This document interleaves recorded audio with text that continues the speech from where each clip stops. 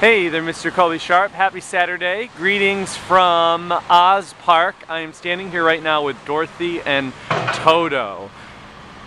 And you might be saying, why are you with Dorothy and Toto, Mr. Shu? Well, I am in Chicago's Oz Park, which is located in Lincoln Park.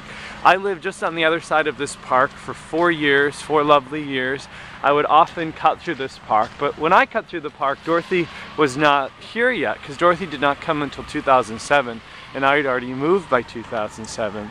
Now, Mr. Sharp, we're going to go find Dorothy's playground, as well as the Tin Man, the Lion, and the Scarecrow. And on our way to Dorothy's friends, to visit with Dorothy's friends and Toto's friends, we're going to talk about this week's Newbery book. I'm going to talk about this week's Newbery book. I see I'm going to have a lot of bloopers in this video. I'm going to talk about Katherine Paterson's Bridge to Terabithia, which is one of my all-time favorite books. I first remember reading this book in middle school, and then I read it during my sophomore year of college. I read it aloud to 3 different classes, and I may have read it one other time as well. So I wasn't actually looking forward to reading it again because I read it 5 or 6 other times, and I thought it's not going to have the emotional impact that it had on me all the other times.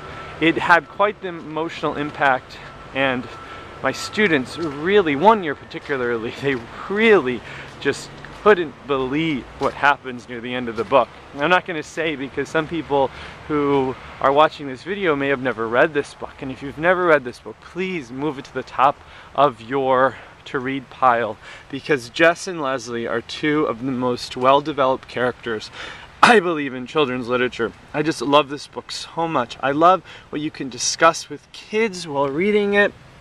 This is always a great book for kids who may not have the best relationship with their parents, especially if that child is an artist or is very creative in singing or whatever, and their parents don't embrace that. This is always a good book to give to them and to show them that they're not alone and that other kids feel like that as well. I love Leslie's parents and what you can discuss about his parents and about how Jess's father treats him and how his mother treats him and his sisters and little Maybelle. And I think that I may have cried more reading it this time than I have any of the other times. And as I said going into it, I thought, I don't even need any Kleenex. I'm going to be okay. I know what happened. So thank you, Miss Katherine Paterson, for writing this book and for just inspiring so many people to probably write for children and to read her other books and to expose this book, introduce this book to kids and readers for many, many years. It's definitely timeless. Alright, so let's keep going, Mr. Sharp, through Oz Park.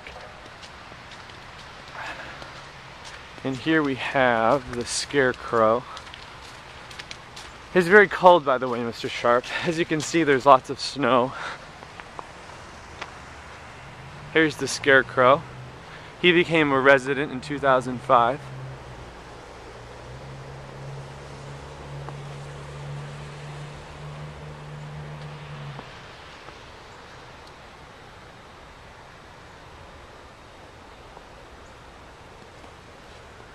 I like how they also tell who the wonderful wizards were, the Good Witch, and the Emerald City citizens, people who funded the Scarecrow.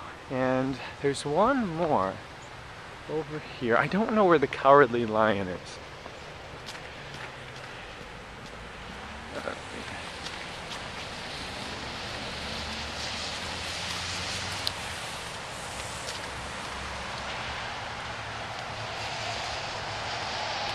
Oh, let's go over here first. I feel like you're here, everybody. Here we go, The Wonderful Wizard of Oz. Let's just look at this. Oz Park was created in 1974 as part of a renewal program for the Lincoln Park area. Historically, the neighborhood underwent numerous population shifts, and by the 1950s, home ownership was declining, and many buildings were in substandard condition. The Lincoln Park Association approached the city of Chicago, and a large section of the community was designated as the Lincoln Park Urban Renewal. Okay, I'm going to skip to see what it says about Frank.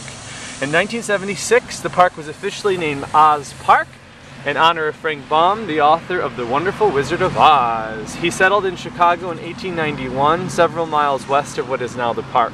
He held a number of different jobs before he began writing children's books in 1897 when he was in his mid-40s. In all, Baum wrote more than 60 books, including 14 Oz books. 5 of Baum's books, including The Wonderful Wizard of Oz, were illustrated blah blah blah. Alright, so that is why it is named after him. Very cool. Alright, let's go over here to our final resident that we're going to visit.